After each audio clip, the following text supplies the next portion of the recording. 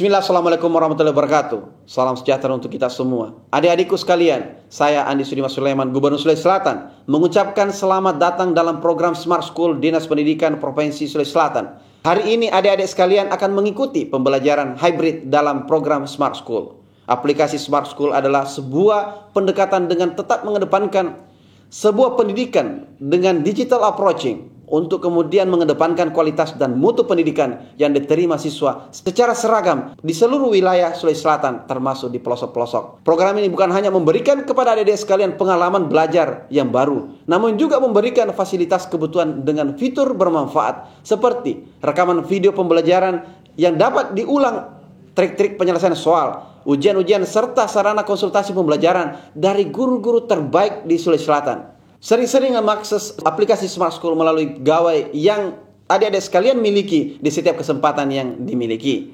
Untuk seluruh adik-adikku sekalian yang saya cintai, saya banggakan, selamat belajar dan semoga ilmu yang didapatkan bermanfaat untuk menambah pengetahuan pendidikan adik-adik sekalian. Salam kita pada salam. Assalamualaikum warahmatullahi wabarakatuh. Salam sejahtera untuk kita semua.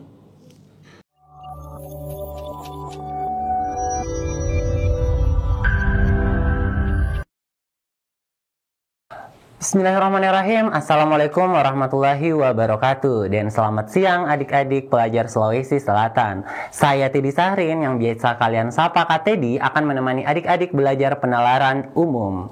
Generasi Smart School berkarakter cerdas.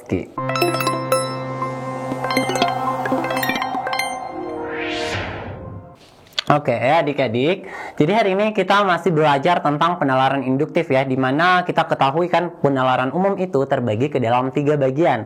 Ada penalaran deduktif, induktif, dan kuantitatif. Cuma hari ini kita akan membahas terkait dengan penalaran induktif. Nah, kakak ingatkan kembali apa itu penalaran induktif. Jadi penalaran induktif itu adalah kemampuan bernalar, mengamati fakta-fakta atau kejadian-kejadian untuk menentukan prinsip-prinsip atau aturan-aturan yang mendasarinya. Jadi kalau soal-soal terkait penalaran induktif itu paling bagus kalau kita langsung saja latihan soal-soalnya saja, karena cara penyelesaiannya itu akan kita temukan berdasarkan fakta-fakta yang kita temui di soalnya gitu. Oke, jadi khusus hari ini adik-adik kita tuh akan mempelajari tentang pernyataan yang pasti benar dan pasti salah atau mungkin benar. Jadi tujuan pembelajaran kita hari ini yaitu adik-adik itu mampu menentukan pernyataan yang pasti benar, paling mungkin benar, dan pasti salah berdasarkan bacaan.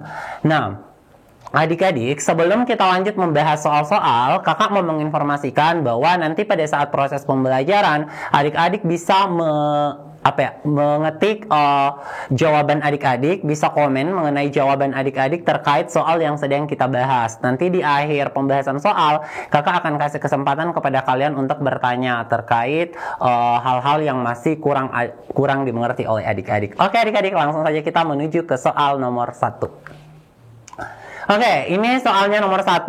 Adik-adik bisa tulis di kolom komentar ya, di kolom chat, kira-kira apa jawabannya untuk soal nomor 1 ini. Oke, soal nomor 1. Komputer yang mengalami serangan virus memiliki resiko terjadinya kerusakan pada sistem. Upaya mengurangi serangan virus pada komputer dapat dilakukan dengan penerapan fitur pengamanan internet. Risiko terjadinya kerusakan pada sistem komputer berkurang ketika serangan virus dapat dicegah. Berdasarkan informasi tersebut, manakah pernyataan berikut yang pasti benar?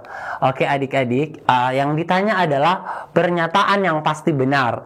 Kalau ditanya pernyataan yang pasti benar, itu kita harus based on wacananya adik-adik ya, harus berdasar pada wacananya. Yang ditanya pasti benar, maka secara eksplisit itu harus ada dijelaskan di wacananya atau di teksnya adik-adik. Oke, di sini ada beberapa opsinya, ada 5 opsinya. Karena kita mau cari yang pasti benar adik-adik, maka kita harus tahu inti bacaannya itu menjelaskan tentang apa.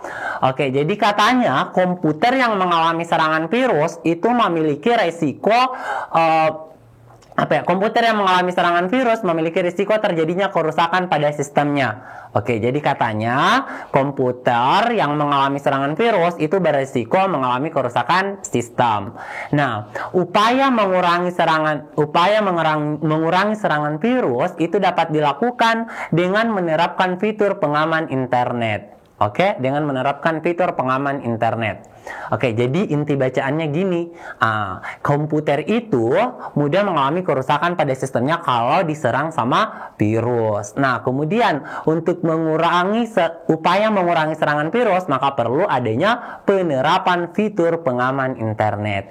Oke, adik-adik, sekarang kita akan tentukan kira-kira jawaban mana yang tepat. Untuk di jawaban ini yang pasti benar secara eksplisit dijelaskan. Kita lihat yang A. Risiko kerusakan pada sistem komputer berkurang jika diterapkan fitur pengaman internet. Oke, ini benar atau salah? Oke, adik-adik ya, ini tuh pasti benar. Kenapa pasti benar? Karena ini jelas sekali dia dijelaskan di wacana. Ini kan risiko kerusakan pada sistem komputer berkurang jika diterapkan fitur pengaman internet. Artinya, jika fitur pengaman internet ini diterapkan, maka kerusakan pada sistem komputer bakalan berkurang. Ini sesuai di kalimat terakhir, adik-adik. Ini kalimat terakhir, ini bisa kalian lihat yang ini.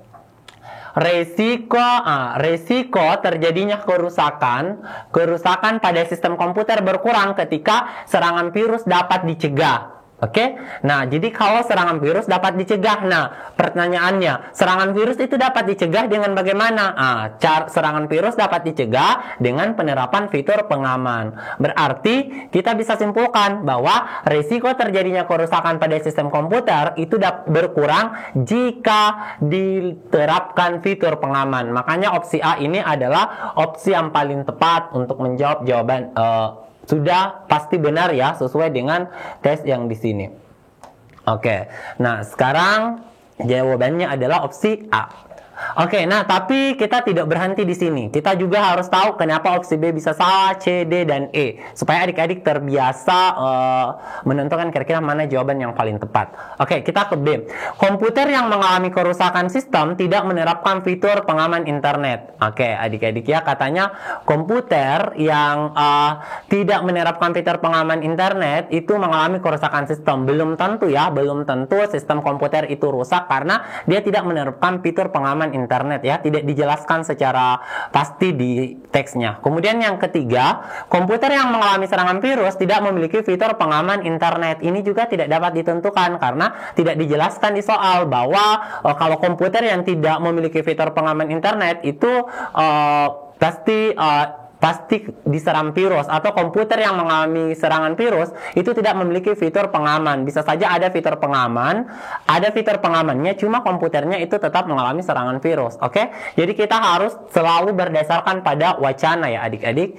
Yang bagian D, penerapan fitur pengaman internet merupakan cara yang paling efektif. Oke, di soal tidak dijelaskan bahwa fitur pengaman internet ini adalah cara yang paling efektif adik-adik ya, tidak dijelaskan secara eksplisit bahwa ini adalah cara yang paling efektif loh, dia nggak menjelaskan seperti itu. Jadi ini nggak bisa kita pilih. Untuk yang bagian E, komputer yang mengalami kerusakan sistem berfungsi kembali dengan menerapkan sistem pengaman internet. Lagi-lagi adik, ini tuh tidak dijelaskan di teks, jadi tidak bisa ditentukan. Di teks tidak menjelaskan bahwa komputer yang mengalami kerusakan itu akan berfungsi kembali kalau kita pasangi dia fitur pengaman internet. Nggak ada dijelaskan di soal seperti itu adik-adik. Jadi kalau yang pasti benar, sekali lagi saya tekankan, itu memang harus dijelaskan betul-betul di dalam teks atau wacananya tersebut. Jangan keluar dari wacana tersebut. Oke adik-adik, sampai sini ada pertanyaannya? Oke, kalau tidak ada yang bertanya, kita bakalan lanjut ke soal nomor 2. Oke adik-adik, ini silahkan ditentukan lagi jawabannya, tulis di kolom komentar atau di kolom chat kira-kira apa jawabannya untuk di soal nomor 2 ini. Sambil kita membahas ya. Oke. Pekerjaan sebagai teller bank merupakan pekerjaan yang lebih banyak beraktivitas dengan posisi duduk daripada pekerjaan lain. Makin lama duduk, makin tinggi risiko seorang pekerja mengalami sakit punggung. Berdasarkan informasi di atas, manakah pernyataan sebab akibat berikut yang paling mungkin benar? Jadi yang ditanya adalah pernyataan yang paling mungkin benar sesuai dengan wacana. Jadi di wacana ini itu dia menjelaskan bahwa teller bank itu merupakan pekerjaan yang lebih banyak beraktivitas dengan posisi duduk. Jadi katanya kalau teller ban itu dia lebih banyak aktivitasnya itu duduk gitu. Nah, makin lama duduk, makin tinggi resiko seseorang pekerja mengalami sakit punggung. Jadi kayak kalau kita ini semakin lama duduk, maka kita ini beresiko untuk mengalami sakit punggung. Oke? Jadi di soal ini ingat intinya itu adalah dia membahas tentang teller ban itu adalah pekerjaan dengan aktivitas lebih banyak duduknya. Lebih banyak aktivitas duduknya. Dan makin lama duduk, makin tinggi resiko seorang pekerja mengalami sakit punggung. Nah sekarang kita ke bagian A. Bagian A, orang yang tidak menderita sakit punggung tidak banyak beraktivitas dengan duduk. Jadi di sini tidak dijelaskan lagi di soal adik-adik, tidak ada di wacana dijelaskan bahwa orang yang tidak menderita sakit punggung itu tidak banyak beraktivitas duduk. Tidak dijelaskan secara pasti di soal, maka ini kita tidak boleh pilih sebagai jawaban yang pasti gitu. Yang bagian B, orang yang mengalami sakit punggung memiliki pekerjaan sebagai teller bank. Jadi katanya orang yang mengalami sakit punggung itu memiliki pekerjaan sebagai teller bank. Ini juga adik-adik tidak bisa kita pastikan ya, karena tidak dijelaskan bahwa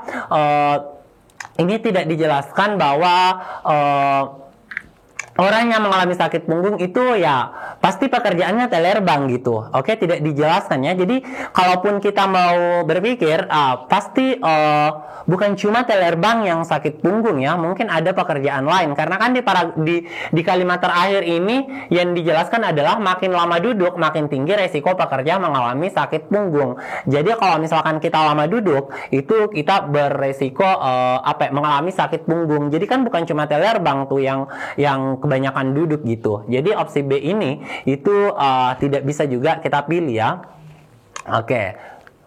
Karena yang memiliki pekerjaan sebagai teller bank belum tentu. Kita yang ketiga.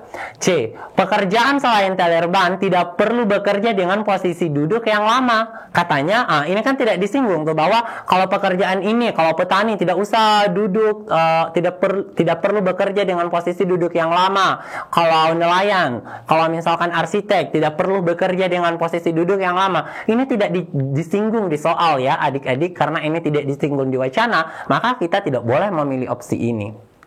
Jadi ini salah ya. Nah selanjutnya bagian D. Orang yang memiliki kebiasaan duduk yang lama cenderung memilih pekerjaan sebagai teller bank. Ini juga tidak dijelaskan di soal ya, bahwa orang yang cenderung orang yang kebiasaannya duduk lama cenderung memiliki pekerjaan sebagai teller bank. Misalkan nih, Kak Teddy ini suka duduk lama. Saya itu akan memilih jadi teller bank. Misalkan atau adik suka duduk dengan lama. Adik mau pilih jadi teller bank. Ini kan tidak dijelaskan di soal juga ya. Jadi ini tidak bisa kita tentukan. Nah, jadi sudah tepat sekali jawabannya adalah E. Orang yang bekerja, jadi yang paling mungkin benar itu adalah opsi E. Orang yang bekerja sebagai teller bank banyak mengalami sakit punggung. Nah, karena dia bilang banyak berarti tidak semua ya, tidak semua. Jadi kayak banyak berarti kayak kemungkinan ya, karena memang bekerja sebagai teller bank itu dia banyak aktivitas duduk. Nah, kalau kita aktivitas duduk itu berisiko tinggi menyebabkan sakit punggung. Jadi akan ada kemungkinannya orang yang bekerja teller bank itu banyak yang mengalami sakit punggung. Karena kata banyak di sini itu artinya tidak semua, tapi ada juga yang tidak gitu. Jadi yang paling tepat untuk opsi untuk soal nomor 2 ini itu adalah opsi yang D, teman-teman. Ada pertanyaannya sampai sini? Kalau tidak ada, kita akan lanjut ke soal nomor 3. Aman ya. Di soal nomor 3, ketimbang kayu, material bambu sangat mudah untuk dibentuk dan dibelah. Maka dari itu, material bambu seringkali dimanfaatkan sebagai furniture rumah karena bisa diolah ke dalam berbagai ukuran. Meskipun sangat mudah untuk dibentuk, material ini tetap memiliki kekuatan yang baik untuk menahan beban tarik, geser, tekan, maupun tekuk. Sayangnya, material bambu memiliki durabilitas atau ketahanan yang tergolong rendah karena rentan terserang kumbang bubuk, hama, lumut, bahkan tidak tahan bahkan air hujan, sehingga bangunan maupun perabotan menjadi tidak tahan lama. Adapun rangka bangunan dari material bambu yang tidak diawetkan tidak dapat bertahan lebih dari 5 tahun, sehingga menyebabkan popularitasnya belum bisa bersaing dengan material kayu. Nah, kita ke pertanyaannya. Berdasarkan informasi tersebut, manakah pernyataan berikut yang pasti salah? Oke, karena yang ditanya adalah pernyataan yang pasti salah, maka adik-adik kita harus mencari yang bertentangan dengan yang dijelaskan di teks. Ingat ya, kalau yang pasti salah harus bertentangan dengan yang dijelaskan di teks, maka itulah yang pasti salah. Kan kalau yang pasti benar harus benar-benar dijelaskan di teksnya. Nah, kalau yang pasti salah harus benar-benar bertentangan dengan apa yang dijelaskan di teksnya. Kalau tidak berkaitan, itu tidak pasti salah ya. Oke, ingat, kalau pasti salah harus bertentangan dengan apa yang dikatakan di bacaannya. Oke, kita lihat inti bacaannya apa. Nah, material bambu katanya sangat mudah untuk dibentuk dan dibelah. Kemudian yang kedua, material bambu ini sering dimanfaatkan sebagai furniture rumah karena bisa diolah ke dalam berbagai ukuran. Kemudian, meskipun sangat mudah untuk dibentuk, material ini tetap memiliki kekuatan yang baik. Oke, jadi katanya material bambu ini itu memiliki kekuatan yang baik. Kemudian juga, material bambu ini memiliki durabilitas atau ketahanan yang tergolong rendah. Oke, karena dia rentan terserang kumbang bubuk, hama, lumut, bahkan air hujan gitu. Dan terakhir, popularitasnya belum bisa bersaing dengan material kayu. Oke, adik-adik, kita lihat opsinya ya. Opsi A. Popularitas material bambu belum bisa bersaing dengan kayu karena durabilitasnya yang tergolong rendah. Oke, dia bilang durabilitasnya yang tergolong rendah, adik-adik. Nah, kita adik-adik bisa lihat di bacaan di sini, ini yang kakak kasih warna merah, stabilo warna merah, memiliki durabilitas atau ketahanan yang tergolong rendah, adik-adik. Ini itu dia sesuai dengan wacana ya, sesuai dengan wacana atau bacaan, sehingga opsi A ini itu benar. Oke, nah yang akan kita cari itu adalah yang pasti salah atau yang tidak sesuai dengan wacana. Oke, sekarang kita ke yang bagian B. Material kayu memiliki durabilitas yang lebih tinggi dibandingkan bambu sehingga perabotan menjadi tahan lebih lama. Oke, dia bilang bahwa kayu itu memiliki durabilitas yang lebih tinggi dibanding bambu. Nah, di soal kan memang dijelaskan tuh bahwa si bambu itu punya punya ketahanan yang tergolong rendah gitu.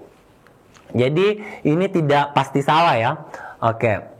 Nah, sekarang kita ke 4. Yang bagian C, material bambu mudah dibentuk dan memiliki durabilitas yang rendah sehingga kekuatannya kurang baik. Oke, kita lihat yang opsi ini. Untuk yang pertama dia bilang kayu memiliki durabilitas yang yang bagian C ya. Material bambu mudah dibentuk. Oke, ini cocok ya, sesuai bahwa material bambu itu memang mudah dibentuk. Kemudian yang kedua, dia memiliki durabilitas yang rendah. Iya, cocok sekali. Dia memiliki durabilitas yang rendah. Tapi lihat adik-adik yang kakak warnai, dia mengatakan bahwa kekuatannya kurang baik. Nah, sementara untuk yang ini, yang diwacana atau dibacaannya, ini yang diwarna coklat, ini kakak kasih tahu bahwa meskipun sangat mudah untuk dibentuk, material ini tetap memiliki kekuatan yang baik. Jadi bacaan mengatakan bahwa material bambu itu punya kekuatan yang baik gitu. Sementara di opsi C mengatakan bahwa material bambu itu kekuatannya kurang baik. Jelas ini sudah bertentangan. Maka jawaban yang pasti salah itu adalah opsi yang Charlie. Oke? Jadi yang pasti salah itu Charlie. Kenapa Charlie? Ya karena dia bertentangan dengan apa yang dikatakan di wacana, adik-adik. Seperti itu. Nah, tapi kita juga akan melihat kenapa opsi D ini bisa tidak kita pilih. Opsi D bilang material bambu lebih mudah dibentuk dibandingkan dengan kayu. Nah kan, memang dijelaskan bahwa material bambu itu sangat mudah untuk dibentuk ya. Nah, lihat ini yang pertama yang kakak kasih warna hijau di bacaan, material bambu sangat mudah untuk dibentuk dan dibelah. Jadi ini sesuai ya. Kemudian yang E, Katanya material bambu memiliki durabilitas rendah karena mudah terserang lumut. Nah, ingat yang di warna pink ini, yang kakak warnai pink, di bacaan rentan terserang kumbang bubuk, hama, lumut gitu. Jadi yang opsi E ini juga pasti benar adik-adik ya. Jadi jawaban yang paling tepat itu ya Charlie. Ya, Charlie yang memperlemah ya. Oke, jadi jawabannya adalah Charlie. Sampai sini ada pertanyaannya?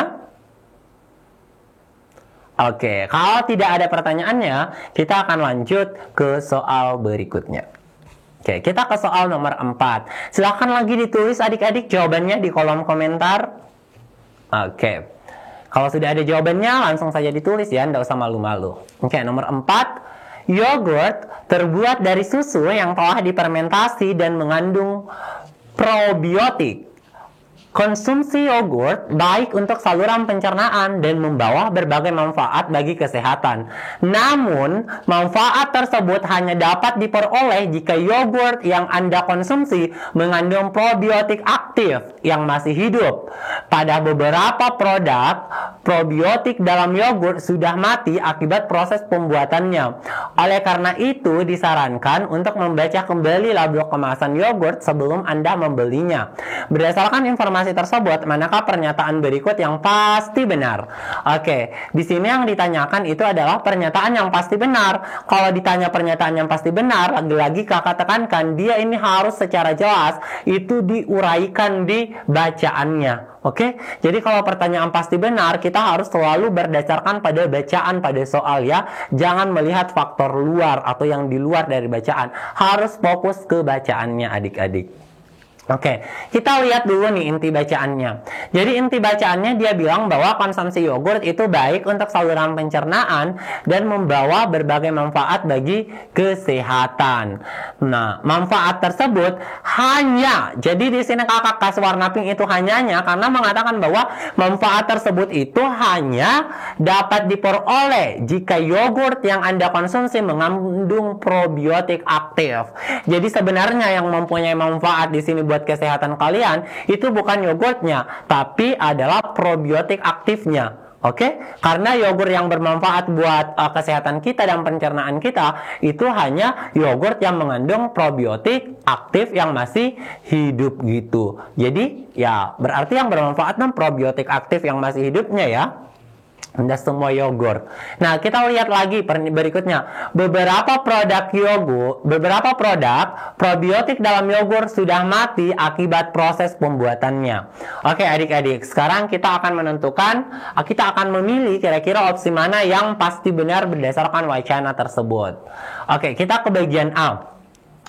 Proses pembuatan yang buruk akan menyebabkan kandungan probiotik dalam yogurt mati. Oke, di bacaan adik-adik dia cuma menjelaskan bahwa beberapa produk probiotik dalam yogurt itu sudah mati akibat proses pembuatannya. Dia tidak jelaskan bahwa yogurt ini itu probiotiknya ini mati itu karena proses pembuatannya yang buruk. Dia cuma jelaskan proses pembuatannya, tapi dia tidak jelaskan bahwa itu terjadi karena proses pembuatan yang buruk gitu. Oke, lagi-lagi ini proses pembuatan yang buruk itu tidak dijelaskan di wacana atau di bacaan, sehingga opsi A ini itu tidak pasti benar. Oke, karena tidak dijelaskan dengan baik di wacana atau bacaan. Oke, kita ke bagian B. Bagian B ya. Setiap produk yogurt mengandung probiotik aktif yang masih hidup yang dapat dibaca pada label kemasan. Jadi katanya dia bilang setiap produk. Kalau dia bilang setiap produk yogurt, itu artinya semua adik-adik ya. Semua produk yogurt mengandung probiotik aktif yang masih hidup. Karena setiap berarti semua. Nah, lihat yang ini, yang kakak kasih warna biru. Warna biru apa ini? Biru keabu-abuan ya. Beberapa produk probiotik dalam yogurt sudah mati adik-adik. Jadi tidak semua yogurt itu memiliki mengandung probiotik aktif yang masih hidup karena ada probiotik yang sudah mati. Oke, berdasarkan bacaan ini. Jadi yang opsi C ini itu tidak pasti benar adik-adik ya. Jadi bukan opsi C, opsi B. Jadi jangan pilih opsi yang B ini ya. Oke, karena hanya beberapa, bukan setiap produk gitu. Oke, sekarang kita ke bagian C. Yogurt baik untuk dikonsumsi karena memberikan berbagai manfaat bagi kesehatan.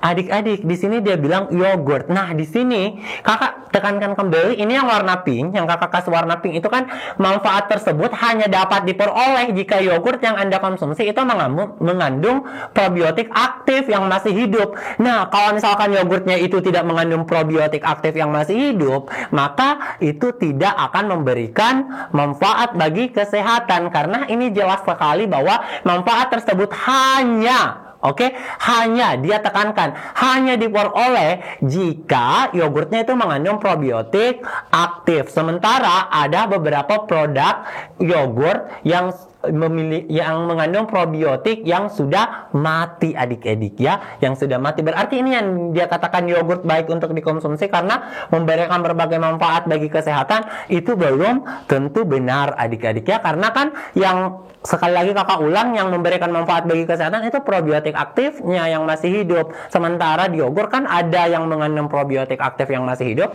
ada juga yang mengandung probiotik yang sudah mati gitu. Jadi ini tidak bisa kita tentukan yang bagian C. Oke, untuk yang bagian D. Bagian D, ada yogurt yang mengandung probiotik aktif yang masih hidup dan membawa berbagai manfaat bagi kesehatan. Ini dia bilang ada yogurt yang mengandung probiotik aktif yang masih hidup dan membawa berbagai manfaat bagi kesehatan. Berarti ini hanya beberapa yogurt. Jadi yang mengandung probiotik aktif saja yang memberikan manfaat bagi kesehatan. Ada itu sama dengan beberapa ya. Jadi ada itu nggak semua, tapi sama dengan beberapa. Ini tuh sesuai dengan wacana ya, karena kan beberapa yogurt itu tidak mengandung probiotik aktif. Berarti hanya beberapa yang mengandung probiotik aktif yang masih hidup gitu. Nah, itulah yang membawa berbagai manfaat bagi kesehatan. Jadi jawaban yang paling tepat di sini itu adalah opsi yang delta, karena ini pasti benar. Oke, yang bagian E kok kenapa bisa salah? Karena di sini dia bilang sebagian produk yogurt mengandung probiotik yang sudah mati dan baik untuk saluran pencernaan. Jadi katanya produk yogurt yang mengandung probiotik yang sudah mati itu baik untuk pencernaan. Sementara kan di teks sudah jelas-jelas dikatakan bahwa yogurt itu baik untuk kesehatan hanya jika dia mengandung probiotik aktif yang masih hidup. Jadi itulah yang membuatnya opsi E ini nggak bisa kita pilih karena ini pasti salah. Oke? Jadi jawaban yang pasti benar adalah delta. Sampai sini ada pertanyaannya adik-adik? Nggak ada? Aman? Kalau aman, kita bakalan lanjut lagi. Oke, kita ke soal nomor 5. Oke, silahkan tulis di kolom komentar jawabannya ya. Oke. Mimisan adalah salah satu jenis perdarahan yang cukup sering dialami, baik oleh anak-anak maupun orang dewasa. Meskipun mimisan jarang menunjukkan masalah medis yang serius, kondisi ini tentu mengganggu dan membuat Anda menjadi tidak nyaman. Salah satu obat yang bisa digunakan untuk menghentikan dan mengurangi perdarahan akibat mimisan adalah asam tranexamat. Obat ini bekerja dengan cara mempercepat proses penggumpalan darah sehingga perdarahan hidung akibat mimisan bisa berhenti. Berdasarkan informasi tersebut, manakah pernyataan yang pasti benar? Oke, jadi lagi-lagi kita ini disuruh mencari pernyataan yang pasti benar. Lagi-lagi kakak tekankan kalau pasti benar itu harus dijelaskan secara baik di dalam wacana tersebut ya. Oke, jadi harus ada di bacaannya. Oke, yang kita lihat dulu inti bacaannya apa. Jadi katanya salah satu obat yang bisa digunakan untuk menghentikan dan mengurangi pendarahan akibat mimisan itu adalah asam tranexamat. Oke, jadi asam tranexamat itu adalah salah satu obat yang bisa digunakan untuk menghentikan atau mengurangi perdarahan akibat mimisan.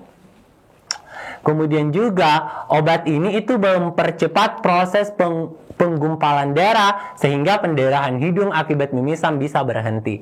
Jadi inti dari bacaan ini itu adalah bahwa obat asam tranexamat ini tuh dia bisa digunakan untuk menghentikan dan mengurangi perdarahan akibat mimisan. Cara kerja dia itu adalah mempercepat penggumpalan darah gitu. Oke, jadi itu intinya ya. Jadi asam tranexamat ini itu mempercepat penggumpalan darah sehingga dia bisa digunakan menghentikan dan mengurangi perdarahan akibat mimisan. Oke, sekarang kita ke opsi A. Opsi A, obat tranexamat merupakan obat yang paling efektif untuk menghentikan dan mengurangi perdarahan akibat mimisan. Di sini dia menjelaskan bahwa obat asam tranexamat itu adalah obat yang paling efektif. Oke, adik-adik, dia bilang bahwa obat yang paling efektif. Sementara kan di soal tidak dijelaskan bahwa asam tranexamat ini adalah obat yang paling efektif. Dia cuma menjelaskan bahwa asam tranexamat ini adalah salah satu obat yang bisa digunakan untuk menghentikan perdarahan akibat mimisan. Dia tidak menjelaskan bahwa ini adalah obat yang paling efektif. Oke, makanya ini tidak bisa kita pilih karena nggak bisa ditentukan gitu. Oke, yang bagian B. Seorang yang mengalami mimisan umumnya menggunakan asam tranexamat untuk menghentikan dan mengurangi perdarahan akibat mimisan.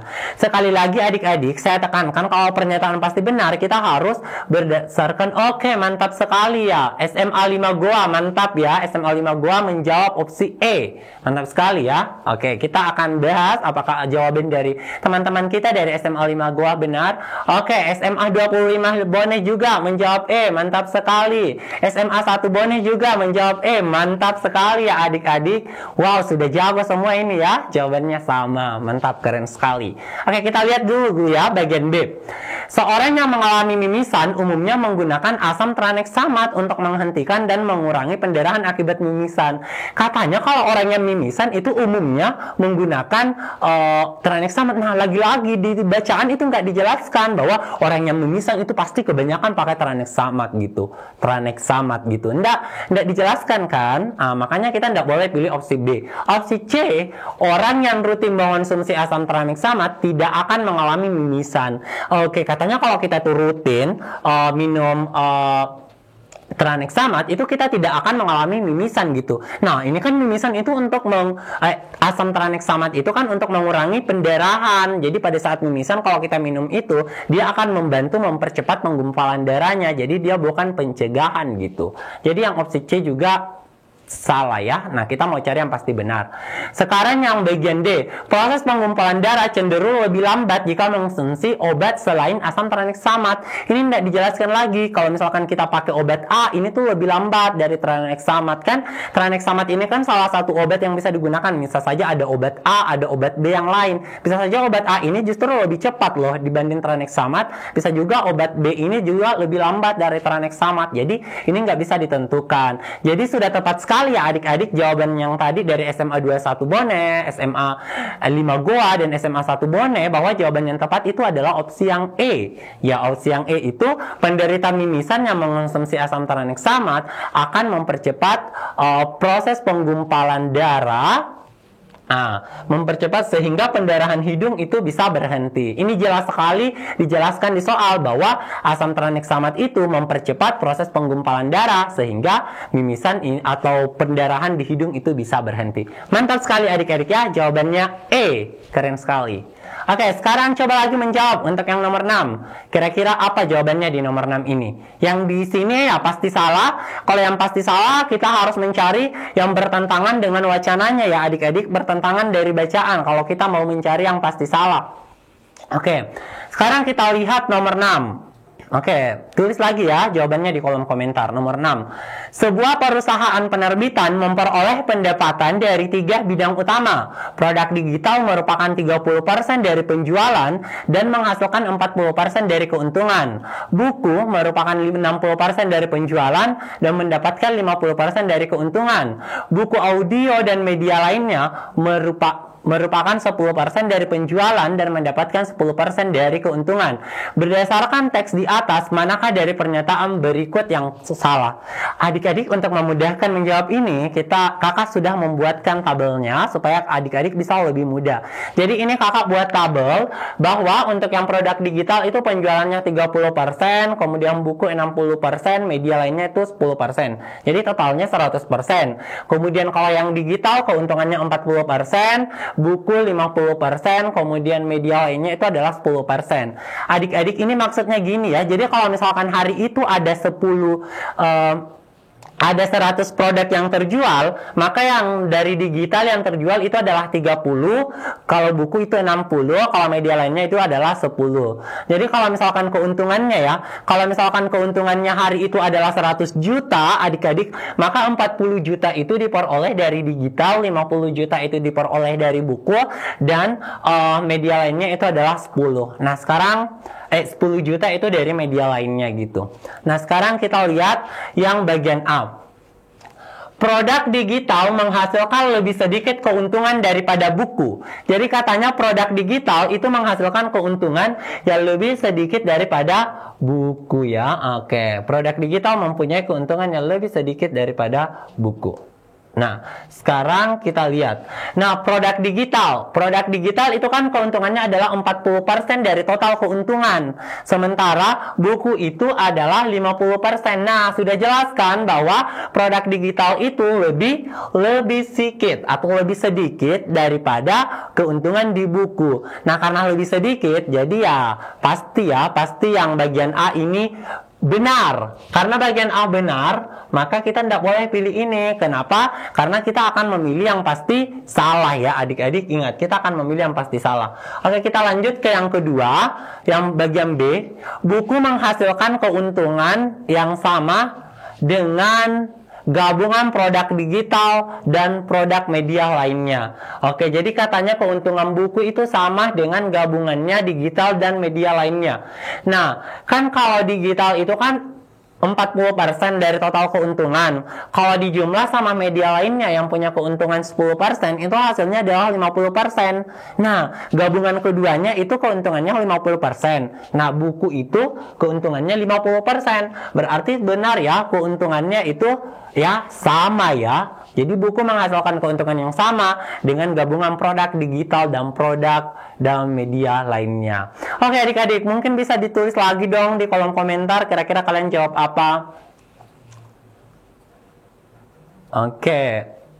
Oke, ada yang jawab A, SMA N1 Pangkep. Oh, E. Oke, ada yang jawab E ya. Jadi ada yang jawab E, SMA 1 Bone. Oke, mantap ya. Ada yang jawab E. Ada yang jawab D, SMA 25 Bone. Mantap. Oke. Ada yang jawab D juga, SMA 5 Goa. Oke, mantap ya. Oke, D. Oke, kebanyakan rata-rata jawab D. Oke, kita bahas ya. Sekarang bagian C. Produk media lainnya, bagian C, media lainnya menghasilkan keuntungan per penjualan yang paling rendah dibanding dua jenis produk lainnya. Oke, jadi katanya produk media ini menghasilkan keuntungan per penjualan ya adik-adik. Jadi karena di sini per penjualan, jadi adik-adik itu perlu hati-hati. Karena kalau per penjualan itu adalah per satu produk, gitu. Jadi katanya produk media lainnya menghasilkan keuntungan per penjualan yang paling rendah dibandingkan dua jenis produk lainnya. Oke adik-adik. Nah, media lainnya ya.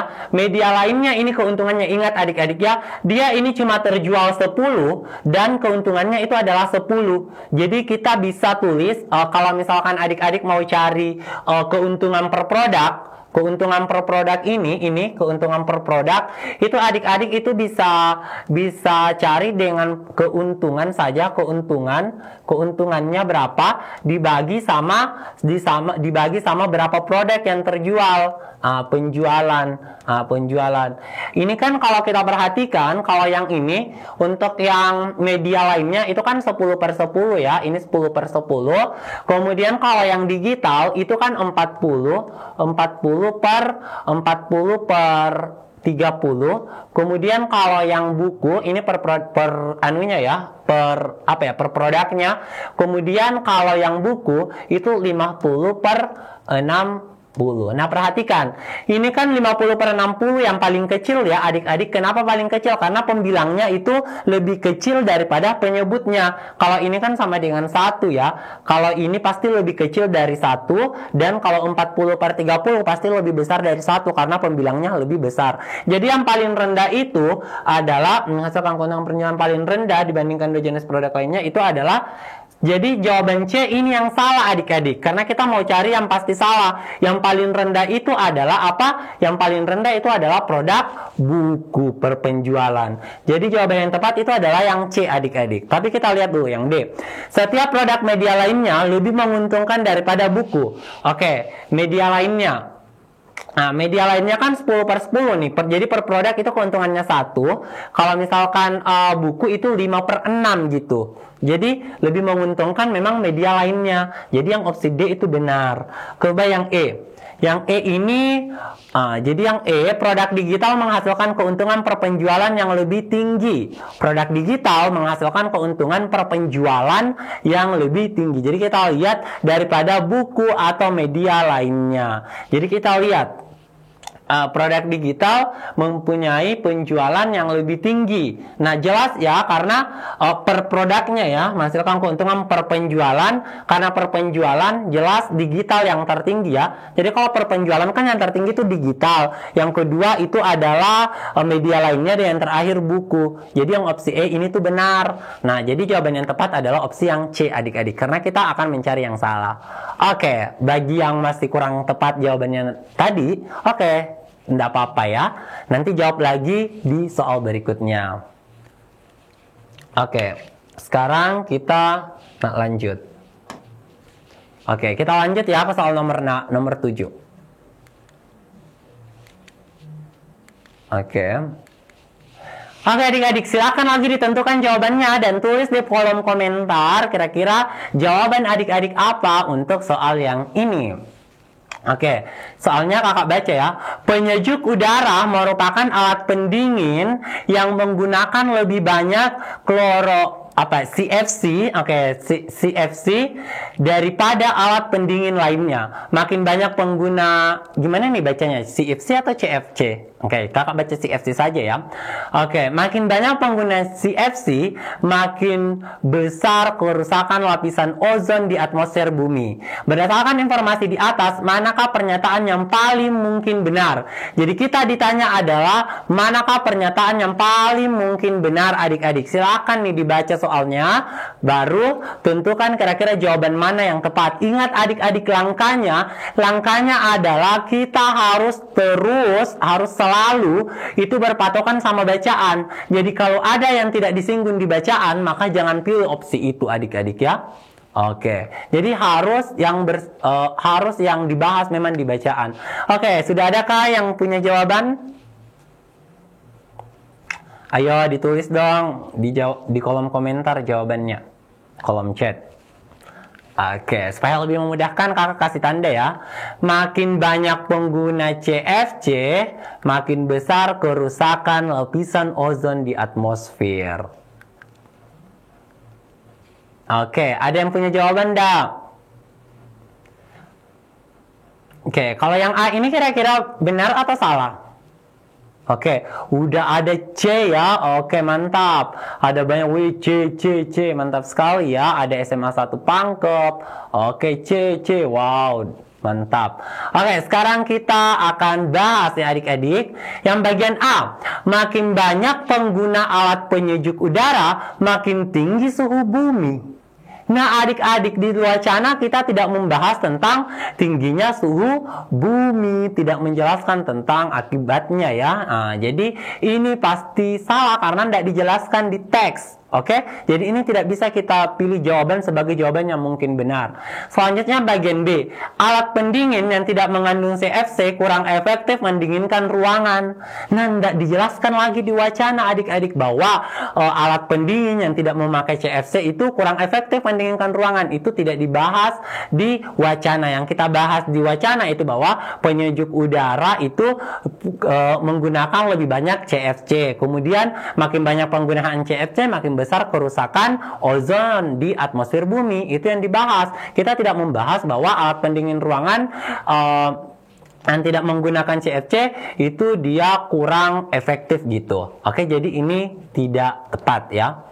Oke, tidak bisa kita pilih. Sekarang yang C, makin banyak pengguna penyejuk udara, makin banyak kerusakan lapisan ozon. Oke, kita ya, ini C, makin banyak penggunanya, makin penyejuk udara, makin besar kerusakan lapisan ozon. Oke, kita simpan dulu. Untuk yang bagian D, lapisan ozon dapat dilindungi dengan melarang penggunaan zat CFC. Oke, CFC. Nah, di wacana tidak dijelaskan lagi tentang pelarangan menggunakan CFC gitu. Oke, yang bagian D, alat pendingin yang menggunakan CFC kurang diminati oleh masyarakat. Tidak dijelaskan ya di wacana bahwa kalau yang tidak pakai CFC itu diminati, yang pakai CFC itu diminati oleh masyarakat. Enggak dijelaskan lagi nih di wacana ya adik-adik. Jadi yang paling tepat memang jawabannya adalah C.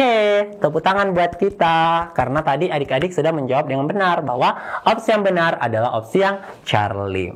Oke, sekarang kita ke soal nomor 8. Mungkin ini adalah soal terakhir ya untuk hari ini.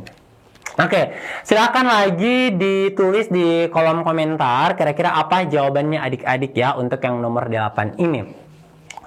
Nah, berdasarkan silakan ditulis, silahkan ditulis ya. Kakak bacakan dulu soalnya. Pegawai yang berperilaku menunda pekerjaan memiliki resiko kehilangan kesempatan berkarir.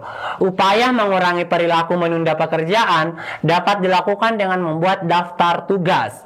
Risiko kehilangan kesempatan berkarir berkurang ketika perilaku menunda pekerjaan dapat dicegah. Oke, jadi di sini adik-adik inti bacaannya, karena kita lagi mau mencari yang pasti benar, maka kita harus tahu inti bacaannya apa. Dia bilang bahwa risiko kehilangan kesempatan berkarir itu berkurang ketika perilaku menunda pekerjaan itu dapat dicegah. Oke, jadi katanya risiko kehilangan kesempatan berkarir itu bisa berkurang ketika perilaku menunda pekerjaan dapat dicegah. Nah, selanjutnya ada dikatakan juga di soal bahwa perilaku menunda pekerjaan itu upaya mengurangi perilaku menunda pekerjaan itu pekerjaan dapat dilakukan dengan membuat daftar tugas. Jadi katanya kalau kita tuh membuat daftar tugas itu adalah salah satu upaya untuk mengurangi perilaku menunda pekerjaan gitu. Oke, jadi ini ya, upaya mengurangi perilaku menunda pekerjaan itu salah satunya adalah membuat daftar tugas gitu ya, membuat daftar tugas. Oke, nah sekarang kita ke bagian A. Membuat daftar tugas merupakan cara yang paling efektif untuk mencegah resiko kehilangan kesempatan berkarir. Jadi dia bilang lagi cara yang paling efektif. Lagi-lagi di soal tidak dijelaskan bahwa ini adalah cara yang paling efektif. Dia cuma menjelaskan bahwa upaya mengurangi perilaku menunda pekerjaan itu dapat dilakukan dengan membuat daftar tugas. Dia tidak menjelaskan secara jelas bahwa ini itu cara yang paling efektif. Bisa jadi ada cara yang lain dan ini adalah salah satu caranya gitu. Jadi tidak dijelaskan bahwa ini adalah cara yang paling efektif. Jadi kita tidak bisa pilih karena kita akan memilih yang paling benar. Oke, yang pasti benar. Sekarang bagian B. Pegawai yang mengalami kehilangan kesempatan berkarir tidak membuat daftar tugas. Ini juga belum tentu ya, karena pegawai yang mengalami kehilangan kesempatan berkarir tidak membuat daftar tugas. Nah kan itu untuk membuat kalau tidak membuat daftar tugas atau membuat daftar tugas itu kan cuma salah satu cara untuk mengurangi perilaku menunda pekerjaan gitu. Jadi kalau misalkan orang yang mempunyai perilaku yang udah bagus, dia tidak suka menunda pekerjaan, itu kan juga belum tentu dia itu membuat daftar tugas gitu. Jadi ini juga tidak bisa kita pilih. Untuk bagian C, pegawai yang berperilaku menunda pekerjaan tidak membuat daftar tugas. Nah ini belum tentu ya, bisa saja dia ini tetap membuat daftar tugas. Kan dia bilang di sini upaya mengurangi ya, jadi salah satu upayanya itu adalah membuat daftar tugas. Jadi itu salah satu upaya yang bisa kita lakukan. Kemudian yang bagian D, resiko kehilangan kesempatan berkarir berkurang jika pegawai membuat daftar tugas. Nah, jadi yang paling tepat itu adalah opsi yang D. Kenapa yang opsi D? Karena kan dia bilang bahwa resiko kehilangan kesempatan kesempatan berkarir berkurang jika pegawai membuat daftar tugas. Nah, ini kan begini. Ini yang kakak warna biru, warna apa ya ini? Resiko kehilangan kesempatan berkarir berkurang ketika perilaku menunda pekerjaan dapat dicegah. Nah, perilaku menunda pekerjaan itu dapat dicegah kalau kita membuat daftar tugas. Berarti dapat disimpulkan bahwa resiko kehilangan kesempatan berkarir berkurang jika kita membuat daftar tugas. Jadi jawaban yang paling tepat itu adalah opsi yang delta. Nah kak, kenapa E salah? Nah karena E dia bilang bahwa dia mengatakan bahwa pegawai yang mengalami kehilangan kesempatan berkarir akan kembali mendapat kesempatan dengan membuat daftar tugas. Jadi dia katanya akan kembali mendapat kesempatan jika dia membuat daftar tugas. Itu nggak dijelaskan di soal bahwa pegawai yang mengalami kehilangan kesempatan berkarir itu akan dikasih kesempatan kembali gitu. Itu nggak dijelaskan di bacaan adik-adik. Jadi untuk di soal ini opsi yang paling tepat itu adalah opsi yang D. Oke adik-adik, karena waktu sudah selesai, jadi pertemuan kita hari ini cukup sampai di sini. Semoga apa yang kakak sampaikan itu bisa bermanfaat buat adik-adik dan bisa mengantarkan adik-adik lolos masuk PTN impiannya. Amin. Oke, tetap semangat adik-adik. Assalamualaikum warahmatullahi wabarakatuh.